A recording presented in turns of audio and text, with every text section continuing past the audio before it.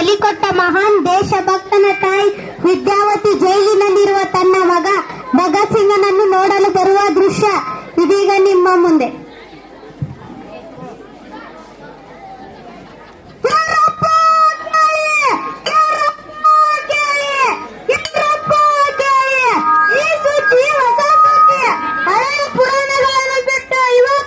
ಸ್ವತಂತ್ರಕ್ಕೆ ಹೋರಾಡಿ ವೀರ ಮರ ಹೊಂದಿದ ಕ್ರಾಂತಿಕಾರಿ ಭಗತ್ ಸಿಂಗನ ಮರಣದ ಕಥೆಗಳನ್ನು ಕೇಳ್ರಪ್ಪ ಕೇಳಿ, ಕೇಳ್ರಪ್ಪ ಕೇಳಿ.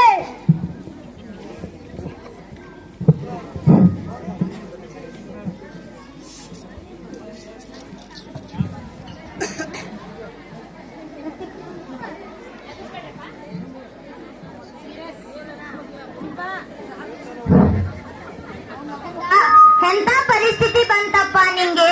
ಅಬೇಡ ಅಮ್ಮ, ಅಬೇಡ. ಅಳೋದನ್ನು ನೋಡಿ ಜಗತ್ತು ಭಗತ್ ಸಿಂಗ್ ತಾಯಿ ಹೇಳ್ತಿದ್ದಾರೆ ಎಂದು ಅನ್ಕೋತಾರೆ.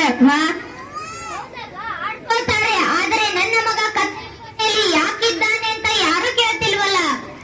ಈಗ ನಾನು ಕತ್ತಲೆ ಕೋಣೆಯಲ್ಲಿರಬಹುದು, ಮುಂದೊಂದು ದಿನ ಬೆಳಕಿಗೆ ಬಂದು ನಿನ್ನ ಜೊತೆ ಆರಾಮಿರ್ತೀನಿ ಅಮ್ಮ. ಅಳಬೇಡ ಅಮ್ಮ, ಅಳಬೇಡ. ಇಡಿ ಅಮ್ಮ, ಸರಿಯಾಗಿ ಇಡಿ, ಸರಿಯಾಗಿ.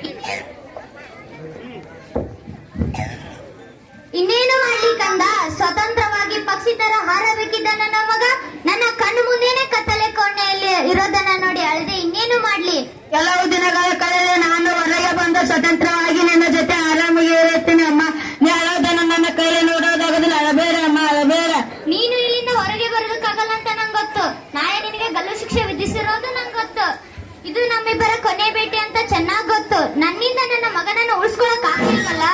ತಾಯಿಯನ್ನು ಕಾಪಾಡೋದು ಮಗನ ಕರ್ತವ್ಯ ಅಲ್ಲ. ಎತ್ತ ತಾಯಿ ಜನ್ಮ ನೀಡುತ್ತಾಳೆ. ಭಾರತಾಂಬೆ ಬದುಕಿರೋಳು ನಮ್ಮನ್ನು ಸಾಕುತ್ತಾಳೆ, ನಮ್ಮನ್ನು ಬೆಳೆಸುತ್ತಾಳೆ.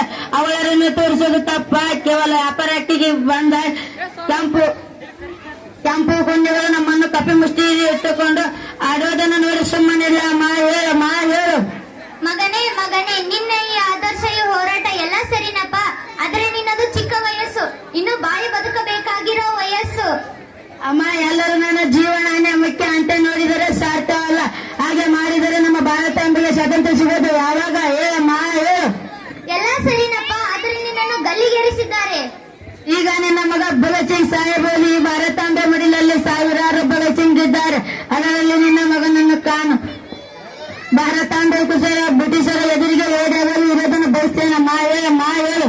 ಅಯ್ಯೋ ದೇವರೇ, ಎಂತ ಪರಿಸ್ಥಿತಿ ತಂದು ಬಿಟ್ಟೆಪ್ಪ. ನೀ ಸಾಯೋದನ್ನ ನನ್ ಕಣ್ಣಾರೆ ನೋಡ್ಬೇಕಾ?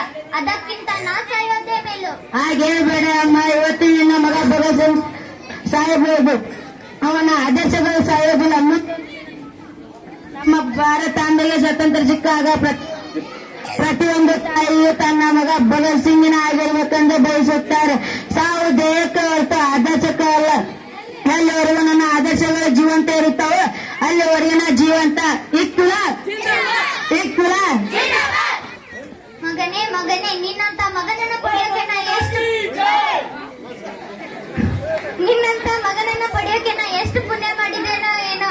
ಎಲ್ಲಾರು ನನ್ ಮನೆ, ನನ್ ಹೆಂಡತಿ, ನನ್ ಸಂಸಾರ ಅಂತ ಹೋರಾಟ ಮಾಡಿದರೆ, ನೀನು ಈ ದೇಶನೇ ನನ್ ಮನೆ, ಇವರೆಲ್ಲರೂ ನನ್ ಕುಟುಂಬದವ್ರ ಅಂತ ಹೋರಾಟ ಮಾಡ್ತೀಯಲ್ಲ. ಇಲ್ಲ, ಇನ್ನು ನನಗೇನು ಬೇಡ, ನಾನು ಅಳೋದಿಲ್ಲ. ಅಮ್ಮ, ನಂಗೆ ಮುಂದಿನ ಜನ್ಮಂತೆ ಇದ್ದರೆ ನಿನ್ನ ಮಗನಾಗಿ ಇವತ್ತೇ ನಿನ್ನ ಗುಣ ತಿರುಗಿಸ್ತೇನೆ.